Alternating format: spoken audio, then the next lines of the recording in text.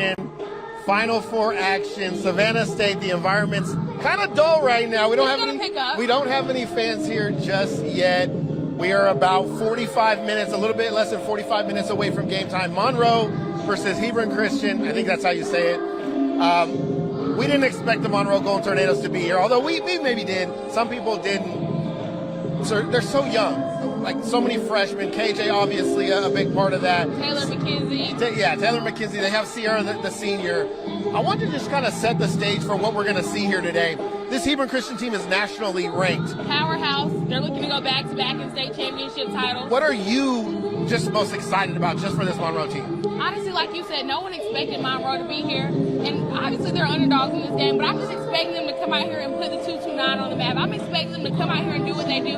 I've talked to Coach Acree, and she said, I'm the only one who's been here. These girls have never been here before, including Sierra. But I honestly think through this whole journey of the young freshmen on the team, no moment is too big for them. And I don't think this moment's going to be too big for them either. Yeah, you talked about Coach has been here before. Sometimes when you have a young team, they don't know any better. They just come in and say, we're just playing basketball. They don't realize the moment how big this actually is, and that could play into their favor. I think so.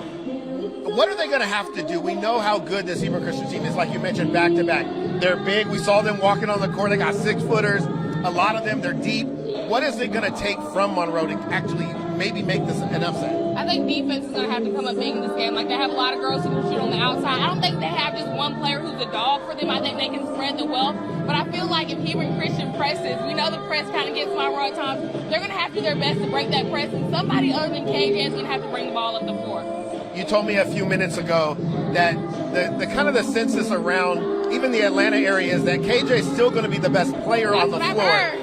And when you have that type of player, we saw that a number of times throughout the year that can take over a game. She single-handedly might be able to keep Monroe in it. I think so. And then if you get a few good things happening for you, some good fortune. If KJ is hot from beyond the arc and she's not shy to take shots, I think they can hang tough in this one.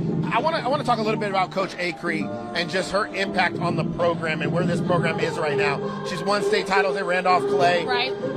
What do you think this does for the Good Life City, having a coach like her being able to kind of elevate these girls to the next level? I mean, you've seen what she's done with the team. I think they made it to the Sweet 16 the past 2 years. They haven't been able to make it past the Elite 8.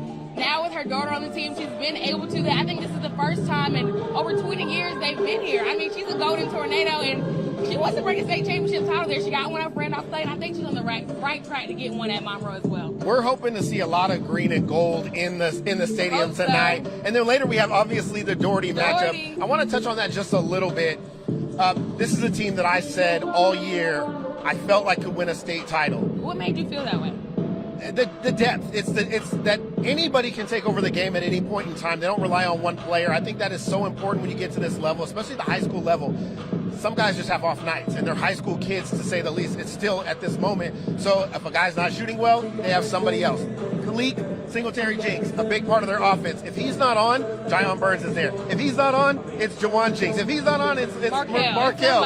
It's somebody else every day, and I think that's an important factor. We saw the other day they had 4 guys in double digits, and I look forward to the way they play all year. They're fast, they play their style, and they have no regrets when they do it. I love the way Coach Bakari. You've been talking to him. I know this is his hometown. Y'all been in contact all week. What vibes have you got from him leading up to today? He's ready. He has a lot of ties in this game.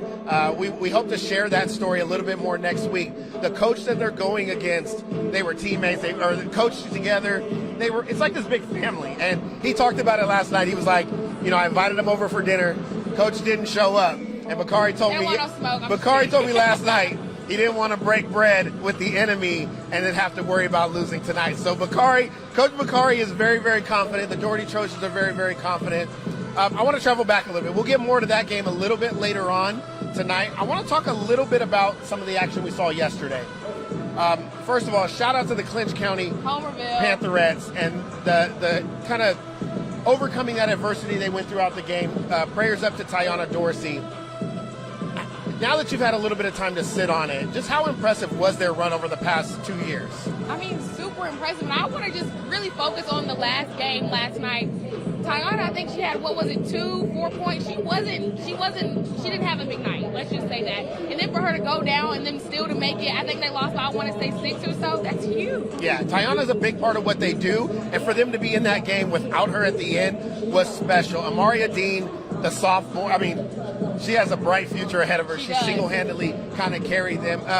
I wanted to give a shout-out also to the Deerfield Windsor Knights. I brought them up yesterday. Joy Hubbard had an amazing game. Still impressive. An amazing career. And I don't always get to say what we want in that little time we have on the show, but what that unit was able to do and be together for 5-6 years or whatever it was really special.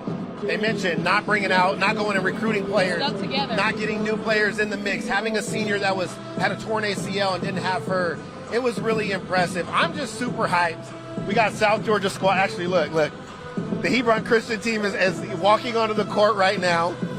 They are extremely. Oh, I see Coach Acree back there. They are She's extremely ready. big. Monroe's coach just walked in the building. I want to say we're about 30 minutes away. What are we at?